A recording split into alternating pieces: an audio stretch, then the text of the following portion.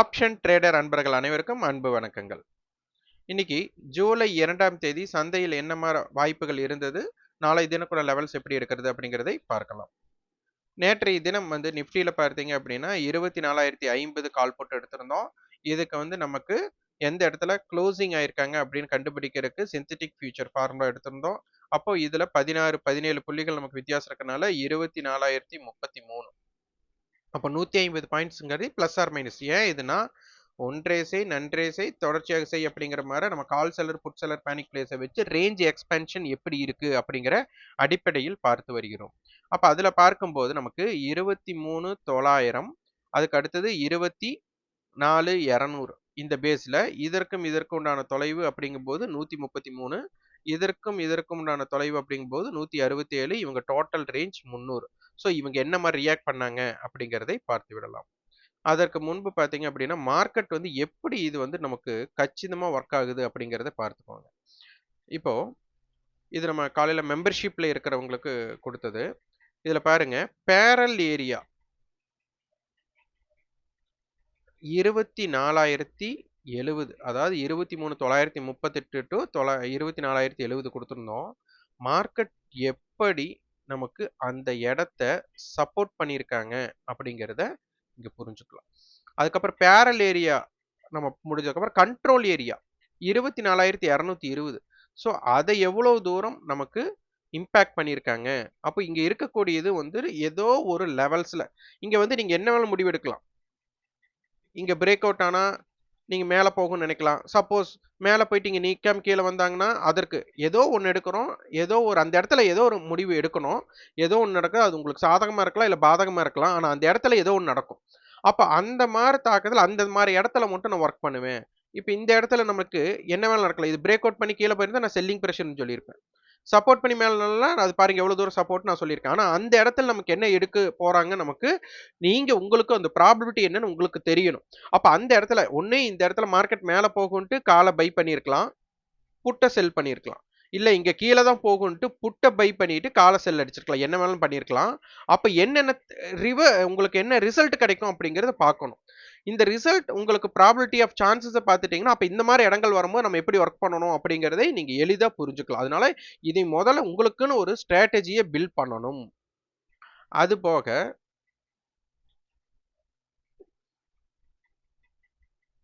23,900 காலுக்கும் 24,200 புட்டுக்கும் இது பாருங்க, இவங்க 300 தாண்டி இருக்காங்க, இவங்க 167க்கு கீழே இருந்திருக்காங்க புட் ஆப்ஷன்.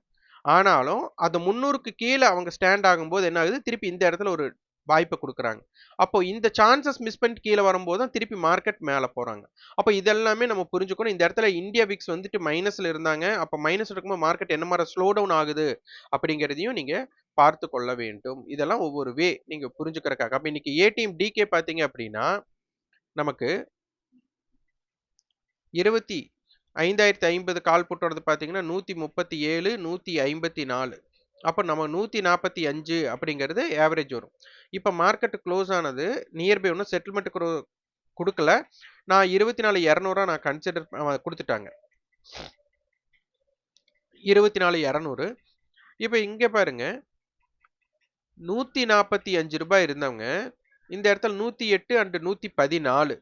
அப்ப 108க்கும் 114க்கும் மொத்தம் 6 பாயிண்ட் வித்தியாசம். அப்ப 111 அப்படிங்கிறது நமக்கு வருது. அப்போ 145 இருந்து 111 அப்படிங்கும்போது நமக்கு ஒரு 35 ரூபாய் அப்படிங்கிறது ஒரு டிகே ஏற்பட்டிருக்கு. இதுதான் வடிவேல் ஒரு சொல்ற மாதிரி கிணத்த காணுங்கிற கான்செப்ட். அப்போ இன்னும் 3 வர்த்தக நாட்கள் இருக்கு. இந்த 3 வர்த்தக நாட்களுக்கு இந்த 111 ரூபாய்ங்கிறது ரொம்ப கம்மியான ஒரு தாக்கம் இருக்கு. ஸோ இந்த இடத்துல மார்க்கெட் எப்படி ரியாக்ட் பண்றாங்க அப்படிங்கிறத நம்ம பார்க்கணும். அப்போ இதிலிருந்து நம்ம என்ன பண்றோம், 100 பாயிண்ட் பிளஸ் பண்றோம். 24,300, இங்கிருந்து 100 பாயிண்ட் மைனஸ் பண்றோம். 24,100.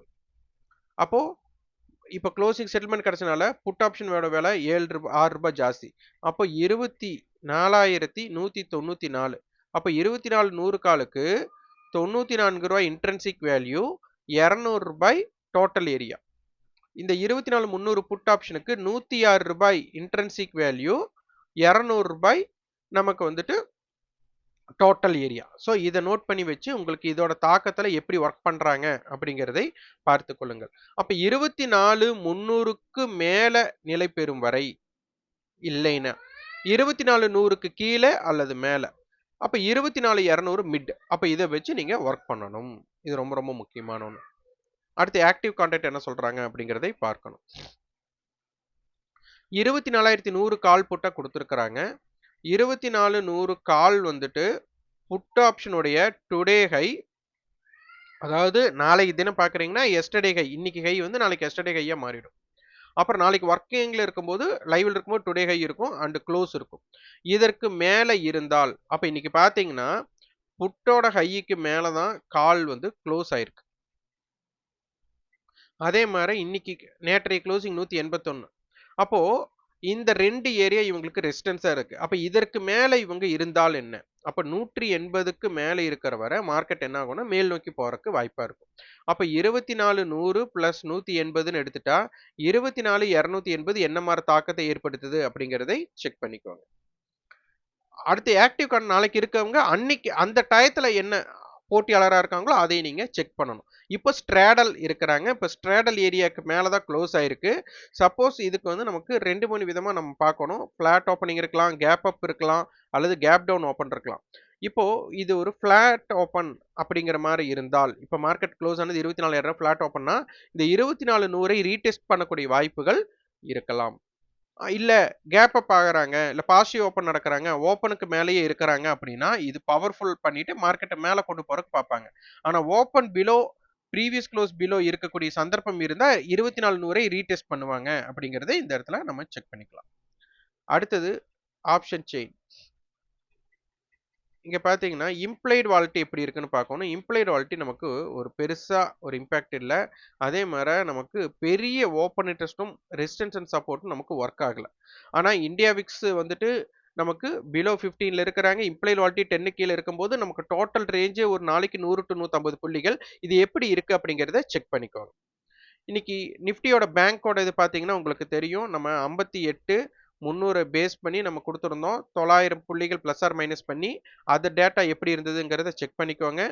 இன்னைக்கு பார்த்தீங்கன்னா, அதே இடத்துல தான் நமக்கு க்ளோசிங் ஆயிருக்கு. பருத்தி மூட்டை குடோன்லயே தான் க்ளோஸ் ஆயிருக்கு. அப்ப இதுல பார்த்தீங்கன்னா, நமக்கு பேஸ்ட் அதே 900 தான் வருது.